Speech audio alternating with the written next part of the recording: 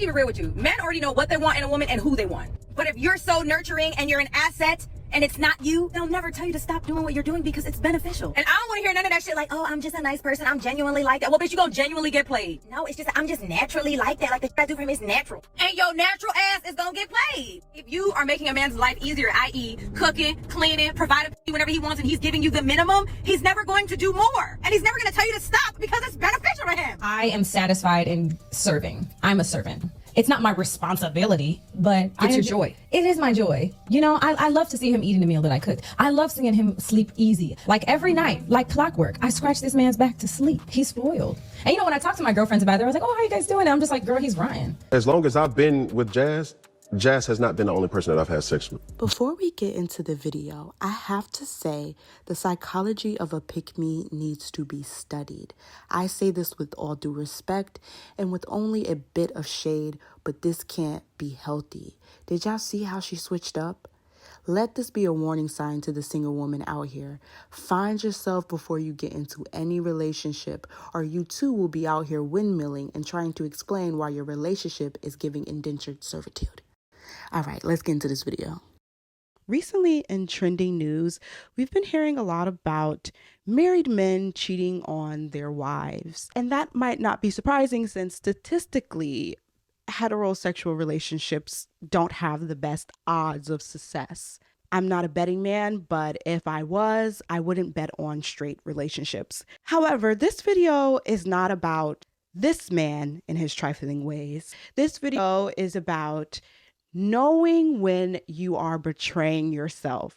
Cheating might feel like the ultimate betrayal, but self-betrayal, in my opinion, is the worst, the ultimate betrayal. If you betray yourself, that quite literally, not being hyperbolic, it should feel like the end of the world. One, because as egotistical as it sounds, as self-centered as it sounds, we are self-centered.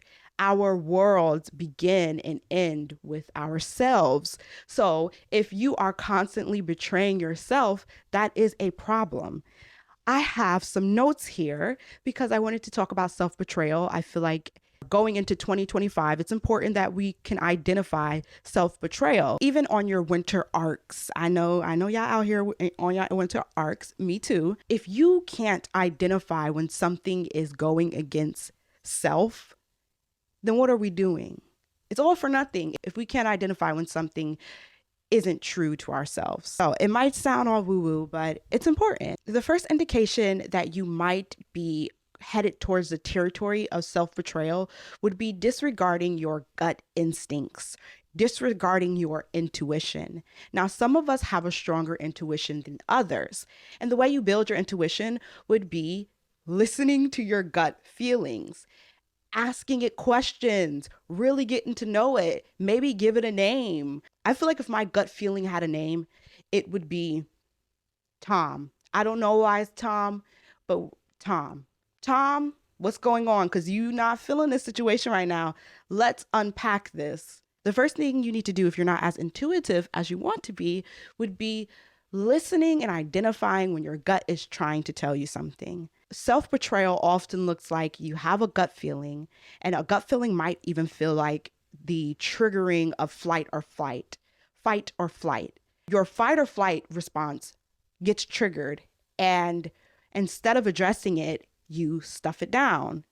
That is self-betrayal. You need to ask yourself, why is it you're feeling this? Really foster your introspection. Being introspective is going to be super important.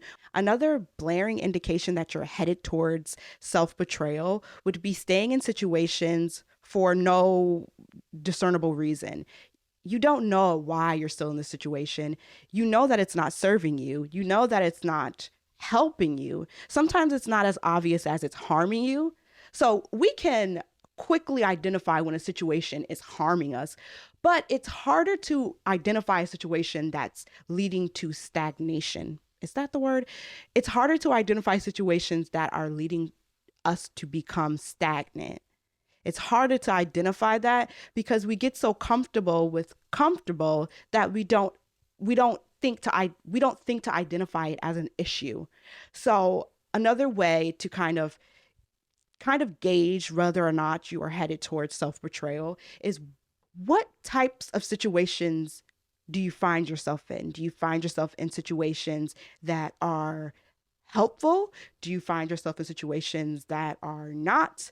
Do you find yourself in situations that lead to boredom, lead to apathy, lead to combativeness? You have to be very self-reflective. That's going to be a trend in these warnings. The way to combat self-betrayal is self-reflection. And if you don't have a journal, you need to get a journal. What are you doing? And if you have an iPhone, you don't even need to get paper. I personally like paper because I think sitting down and writing down your feelings, it feels more tuned in. When I'm on my phone, it almost feels too automatic. I don't know how to explain it. But for me, writing down my feelings feels much better.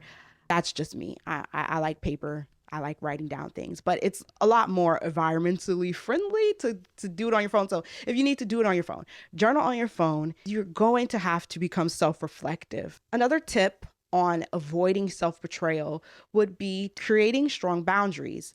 If you're unable to name boundaries you have for yourself and for others, then chances are you probably have betrayed yourself on numerous occasions. If you don't know your limits, if you don't know what your boundaries are, how can you be sure that you are protecting yourself? How can you be sure?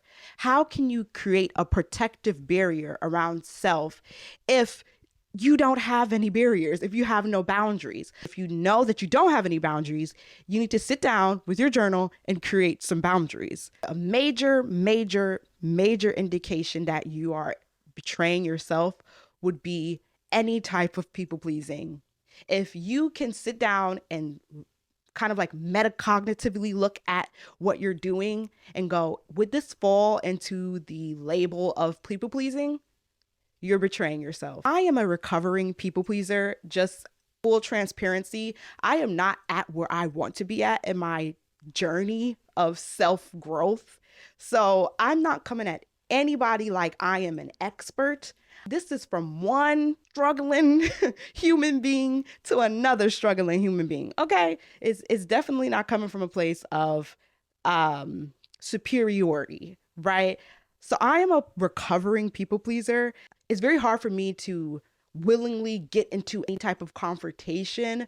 When things bother me, it's hard for me to speak up. But if I find myself in a difficult situation where somebody has done something to me that feels wrong, that feels like they've overstepped in a way, and I don't say anything, I am participating in my self-betrayal. Somebody has to speak up for you. And the only person that you can 100% rely on when it comes to speaking up for you or sticking up for you would be you. That's the only person that you have control over. You don't have control over other people and what they do, but you do have control over how you respond to a situation. And sometimes the answer is to ignore. But if you find yourself constantly avoiding conflict, then chances are you are somebody who probably has betrayed yourself on many, many occasions. And it's not a death sentence. If you have betrayed yourself, it doesn't mean that you need to now be hard on yourself, because that doesn't make sense either. If you were listening to this and you were like, oh my God, I constantly am betraying myself, what the heck? That doesn't mean, oh, now I'll beat myself up for betraying myself. That wouldn't make, no. The answer is compassion.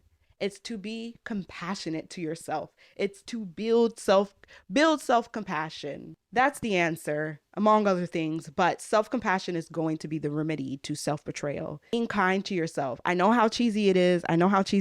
But really, there is no workaround. Knowing that, excuse my language, that you're that bitch and that no one has the right to make you feel like you aren't, that is the key to avoiding self-betrayal. I wish all the ladies that are getting cheated on by their husbands, I wish them the best. Chances are these women who are in these relationships with these men that are cheating on them, there's been occasions where their gut has told them, hey, this doesn't feel right. This doesn't look right. This don't smell right. You know, there has been occasions, most likely, where these wives that are being cheated on have felt something isn't right and they participated in self-betrayal. Or there has been times where the man that cheats on them shows they have a less than savory character. They've seen how their husband has reacted in conflict and it left a bitter taste in their mouth. But they thought, well, that's somebody else. They wouldn't do that to me. I'm their wife. Couldn't happen to me. Self-betrayal. If it looked like a duck, y'all know the rest. In relationships, it's very easy to fall into self-betrayal. So no shade to the wives of these men. If you're someone that struggles with people pleasing, I think that relationships are tricky and probably should be avoided until the people pleasing tendencies are no longer. Hold off on the relationships. Just hold off on the relationships. The niggas will be here. The men will be here. Hold off on the relationships. I promise you're not missing out, especially to my cisgendered hetero woman. Get to know yourself. And I promise you, you're going to like what you see. You're going to like what you find. Get to know yourself. And I promise you, you're going to like what you find. The men will be here. You see what the straights are going through, right? You see what the straights are going through. Why would you want to put yourself through that? So if you don't mind, please subscribe on your way out of this video and like it because it helps on the algorithm. I'm trying my best with being consistent on YouTube. It's a journey, but y'all are here with me on it, and that's what matters the most. All right, bye.